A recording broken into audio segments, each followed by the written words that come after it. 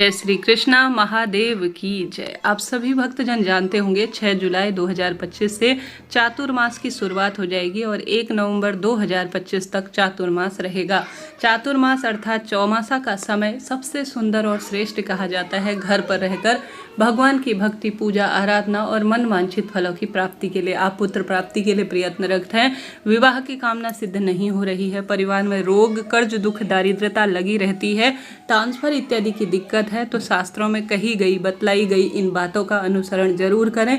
आपके स्वास्थ्य संबंधी सभी परेशानियां तो दूर होंगी ही, साथ ही आपको भगवत चिंतन, भगवत सुख और एक अलग ही तरह की अनुभूति होगी। इन 4 महीनों में श्री नारायण चिर निद्रा के लिए चले जाते हैं क्षीर सागर में और ऐसे में महादेव इस सृष्टि का संचालन करते हैं। यह समय आत्मशुद्धि का होता है, भगवत चिंतन का होता है, प्रभु चिंतन के साथ साथ दिव्य भजन, ध्यान, पूजन, पाठन का रहता है। सबसे पहले इस समय आप सभी इन चातुर्मास में कम से कम ट्रैवल करने से बचें, अर्थात आप एक स्थान से दूसरे स्थान मौज मस्ती के लिए कभी ना जाए। शास्त्र वर्णन कहता है, हमारे शास्त्रों में ऐसी वैसी बातें नहीं लिखी हैं।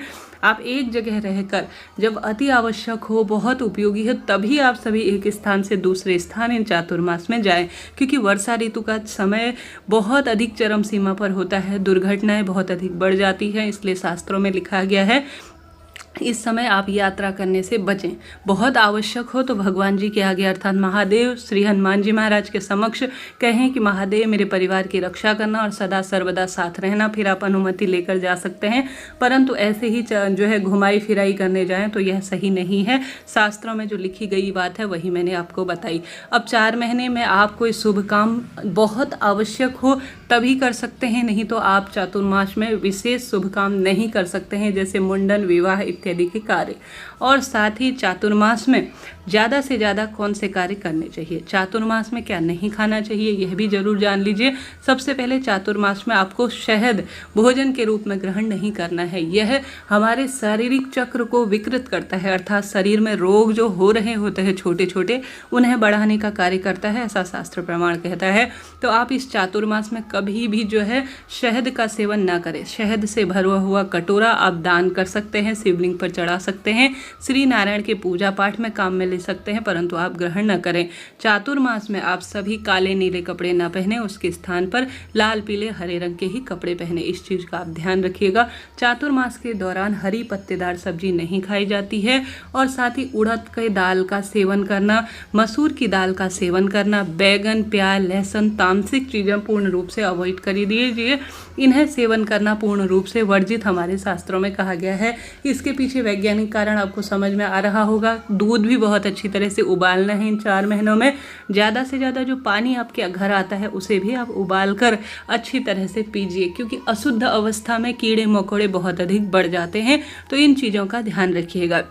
खुली तली भुनी चीज़ें बाजार में जो मिलती हैं उन्हें किसी भी रूप में आपको सेवन नहीं करना है इस चातुर्मास में, पूर्ण रूप से शास्त्रों में वर्णन यह कहा गया है। अब इसके साथ साथ आपको कौन सा सबसे पहला कार्य करना है, सबसे पहला कार्य करना है छोटा सा ही सही आपको हवन अगर आता है घर पर करना। हवन नहीं भी आता है तो आप अपने घर पर रोज सुबह शाम आप छोटा सा जो है एक हवन कुंड ले आइए, या मिट्टी का एक दीपक ही आपके पास होगा, क्योंकि इस समय मच्छर बहुत बढ़ चुके होते हैं और वायु में, धरती पर, जल में, हर स्वरूप में कीट पतंगे और हर स्वरूप में मच्छर इत्यादि या जो भी जीव जंतु होते हैं वह पनप रहे होते हैं और नकारात्मक ऊर्जा का भी इस समय प्रवाह बहुत अधिक होता है।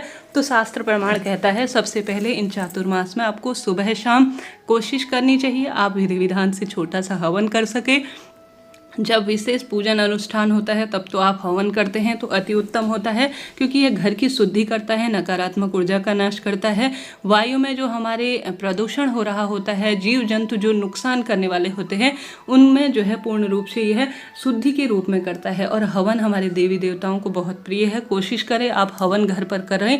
हवन नहीं कर सकते हैं तो एक मिट्टी का सकोरा लीजिए, सुबह शाम अपने घर पर गूगल, तेजपत्ता और जो हवन संविधा होती है उसे सामान्य रूप से जलाएं। कपूर उसमें ज़्यादा से ज़्यादा प्रयोग करें। लौंग और देसी घी इत्यादि का भी आप प्रयोग करते हैं तो यह हवन के स्वरूप में भी हो जाता है और देवी देवताओं को भी प्रसन्न करने वाले कार्य में होता है। तो आप इस हवन को जरूर से कीजिएगा। इस महीने चंदन का प्रयोग करना बहुत शुद्ध और श्रेष्ठ माना जाता है। तो हवन की बात तो मैंने आपको बताई। हवन ना कर सके तो सामान्य सरल तरीके से सुबह शाम अपने घर में देवी देवताओं के समक्ष थोड़ा सा धूप वगैरह तो बहुत अच्छी अवस्था में आप कीजिएगा अन्य दिनों की अपेक्षा। इसके बाद आप सभी को इस बात का ध्यान रखना है कि तुलसी की लकड़ी को भी आप घर में जला सकते हैं। यह भी एक हवन के समान ही माना जाता है और बहुत शुद्धता के साथ इसका प्रयोग शुभ फल देता है। हरी चंदन, लाल चंदन या आप जो है अष्टगंध या कोई सा भी आपको चंदन मिल जाता है तो आप उसका दान करते हैं और भगवान जी की पूजा में प्रयोग लेते हैं और स्वयं अपने मस्तक पर लगाते हैं। महादेव की पूजा इस महीने बहुत महत्वपूर्ण मानी जाती है। श्री नारायण की पूजा बहुत महत्वपूर्ण मानी जाती है।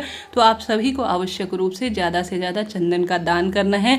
इससे शास्त्रों में वर्णन है कि इससे बहुत सुखों की अनुभूति होती है और हमारे पितृ भी सुख प्राप्त करते हैं। साथ ही हमारे इस जन्म के साथ साथ अगले जन्म में मोक्ष के द्वार खुलते हैं। साथ ही भगवान और शास्त्रों में ऐसा वर्णित है कि इन चातुर्मास में स्वयं नारद जी ने यह व्रत किए थे तो उन्हें दासी पुत्री जो है वह दासी पुत्र थे और उन्हें ऐसी मोक्ष की प्राप्ति हुई थी कि वह सीधे बैकुंठ में नारद मुनि के रूप में जन्म लिए थे। ऐसा शास्त्रों में वर्णित है। तो आप सभी को ज़्यादा से ज़्यादा चातुर्मास में व्रत उपवास करना है। इस महीने भजन ध्यान और जो आत्मशुद्धि होती है वह अधिक की जाती है।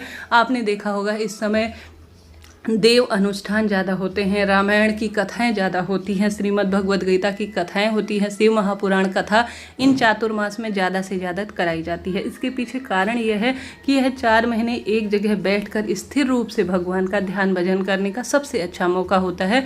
तो ज़्यादा से ज़्यादा आप जो है कोई अन्य शुभ काम नहीं कर सकते हैं परंतु अपने घर पर किसी विशेष अनुष्ठान जरूर से करवा सकते हैं। अपनी इच्छा शक्ति सामर्थ्य अनुसार कोई कथा इत्यादि का वाचन करवा सकते हैं, इसका श्रवण कर सकते हैं। यह सबसे श्रेष्ठ माना जाता है।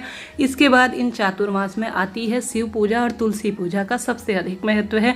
चातुर्मास में महादेव सृष्टि का संचालन कर रहे होते हैं तो शिवलिंग का विशेष पूजन करें। दूध दही घी शक्कर शहद पंचामृत से शिवलिंग का अभिषेक करें। साथ ही अपने घर पर इन चातुर्मास में पार्थिव शिवलिंग पूजा जरूर कराएं। चातुर्मास में कहा जाता है कोई शुभ काम तो नहीं किए जाते परंतु कार्तिक का महीना, अश्विन का महीना इसी महीने आता है और बहुत सुखों की अनुभूति हमें देता है।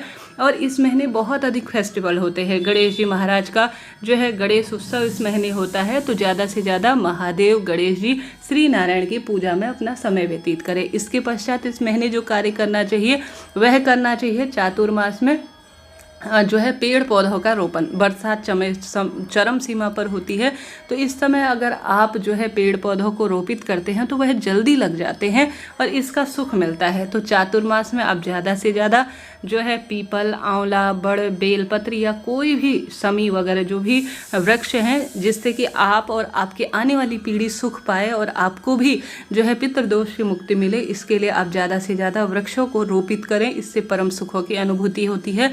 अब वृक्ष रोपित करने से तो कुछ नहीं मिलेगा, उनको सही विधि से सहेजना भी आपको है। अब यह नहीं कि बेलपत्र का पौधा या कोई भी पौधा लगा रहे हैं तो उसे बकरी खाए जा रही है और आपने लगा दिया और उसके बाद ध्यान ही नहीं दिया तो यह सही नहीं है।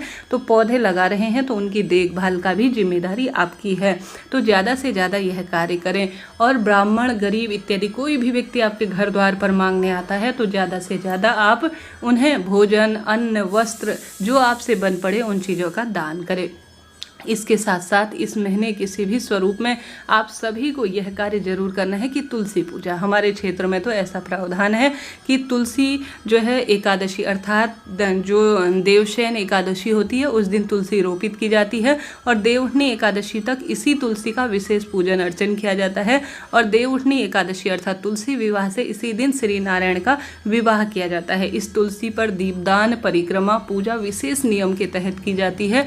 और चातुर्मास में तुलसी पूजन और दीपदान का एक परम सुख है। अपने घर के दरवाजे, बेलपत्र, तुलसी इनमें और घर के मंदिर में रोज नित्य नियमित दीपदान करें। ओम नमो भगवते वासुदेवाय, श्री शिवाय नमस्तुभ्यम जैसे महामंत्रों का ज़्यादा से ज़्यादा इस महीने आप जाप करें। यह दिन कोई साधारण नहीं है, भाग्य बदलने के दिन है। इस महीने किया गया कोई भी काम इन 4 महीनों में कभी निष्फल नहीं जाता।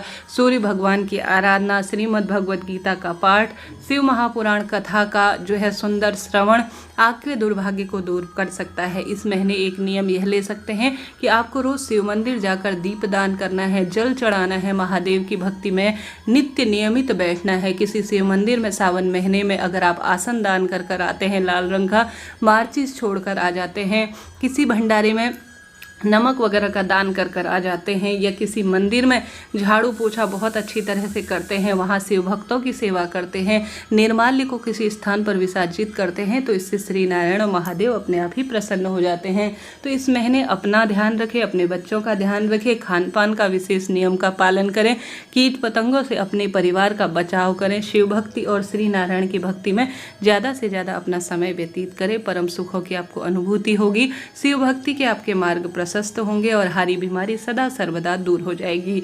कोई ना कोई, देखिए इस महीने बहुत सारे व्रत उपवास आते हैं जिनको अपने स्वास्थ्य में, इन दिनों मोटापा बढ़ रहा है और हमारे स्वास्थ्य में भी परेशानी है। आए दिन हम बैठे बैठे भोजन करते हैं, व्यायाम नहीं करते हैं, भगवत चिंतन में हमें आलस आता है। तो इन चीज़ों को दूर रखकर अपने स्वास्थ्य संबंधी परेशानी को दूर करने का प्रयत्न करें और भगवत चिंतन में ज़्यादा से ज़्यादा अपना समय व्यतीत करें। आपकी हारी बीमारी सदा सर्वदा के लिए दूर होगी और कल्याण होना निश्चित है। यह शिव भक्ति, यह महीना अपने आप में चमत्कारी है। सूर्य भगवान से संबंधित चीजें दान करें, सूर्य भगवान को जल चढ़ाएं, सुबह शाम अपने घर के दरवाजे पर दीप दान करें, मंत्र जाप करें, अपनी इच्छा शक्ति सामर्थ्य अनुसार चने की दाल का दान करें, महादेव की भक्ति शिव पूजा में अपना समय व्यतीत करें। ऐसा चमत्कार होगा कि खुली आंखों से आप स्वतः ही फल पाएंगे। हर हर महादेव।